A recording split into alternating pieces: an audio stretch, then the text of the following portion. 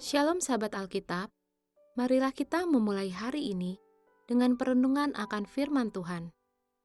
Bacaan Alkitab kita pada hari ini diambil dari Matius pasal 2 ayat 13-18. Setelah orang-orang Majus itu berangkat, tampaklah malaikat Tuhan kepada Yusuf dalam mimpi dan berkata, "Bangunlah, ambillah anak itu serta ibunya. Larilah ke Mesir dan tinggallah di sana sampai aku berfirman kepadamu.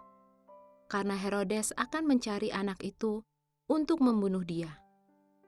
Yusuf pun bangun dan mengambil anak itu serta ibunya malam itu juga, lalu menyingkir ke Mesir dan tinggal di sana hingga Herodes mati. Hal itu terjadi supaya digenapi apa yang difirmankan Tuhan melalui nabi, "Dari Mesir kupanggil anakku." Ketika Herodes tahu bahwa ia telah diperdaya oleh orang-orang Majus itu, ia sangat marah. Lalu ia menyuruh membunuh semua anak di Betlehem dan seluruh wilayah di sekitarnya, yaitu anak-anak yang berumur 2 tahun ke bawah, sesuai dengan waktu yang ditanyakannya dengan teliti kepada orang-orang Majus itu. Dengan demikian, digenapi firman yang disampaikan melalui Nabi Yeremia. Terdengarlah suara di Rama, tangis dan ratap yang amat sedih. Rahel menangisi anak-anaknya dan ia tidak mau dihibur, sebab mereka tidak ada lagi. Sahabat Alkitab, kadangkala dalam menghadapi krisis, kita harus melalui jalan yang berliku dan penuh dengan hal-hal yang di luar kebiasaan, sehingga membuat kita tidak nyaman. Namun, sebagai orang percaya, sudah sepantasnya jika kita belajar untuk taat atas apa yang Tuhan tunjukkan kepada kita. Bayangkanlah perasaan Yusuf dan Maria yang harus membawa anaknya untuk pergi mengungsi ke Mesir. Perintah untuk mengungsi ini pada mulanya disampaikan Allah melalui malaikatnya kepada Yusuf. Perjalanan ke Mesir pada masa itu tidaklah mudah. Ada banyak tantangan dalam perjalanan tersebut. Menariknya, Yusuf memilih untuk taat kepada Allah. Rupanya tindakan Yusuf ini juga menggenapi nubuat dari Hosea 11 ayat 1. "Dari Mesir kupanggil anakku itu, seperti Israel yang dipanggil keluar dari Mesir.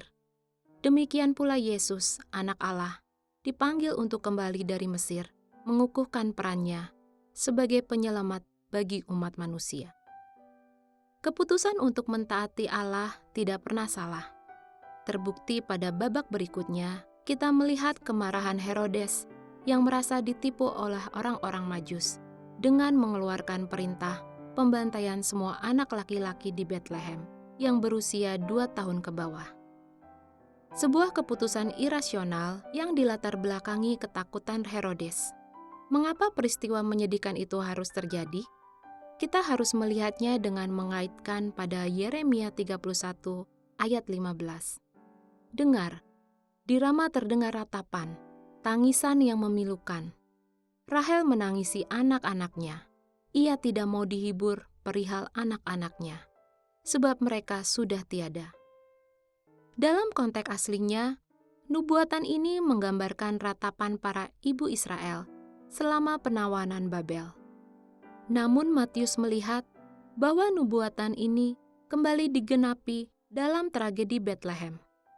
Rahel yang dianggap sebagai ibu Israel menjadi simbol para ibu yang kehilangan anak-anak mereka dalam peristiwa tersebut.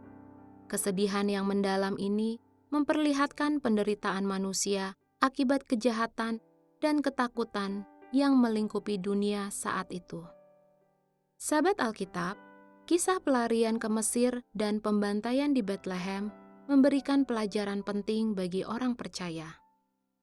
Pertama, ketaatan Yusuf menunjukkan bahwa iman membutuhkan tindakan yang cepat dan tegas dalam menghadapi ancaman.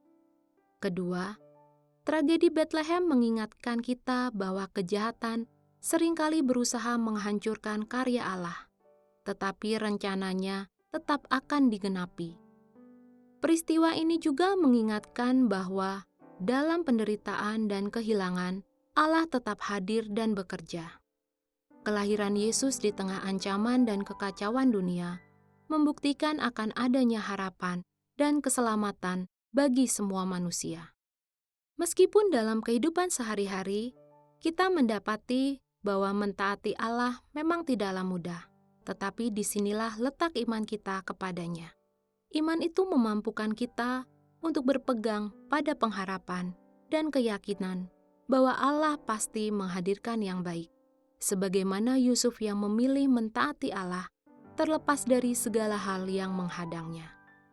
Pada akhirnya, keputusan mentaati Allah tidak pernah salah. Mari kita berdoa. Bapa yang baik, yang Maha Kuasa dan Maha Bijaksana, kuatkanlah hati kami untuk tetap taat kepadamu di tengah segala ancaman dan cobaan. Lindungilah kami dengan rahmat dan kasih sayang-Mu, agar kami senantiasa berada di jalan-Mu. Amin.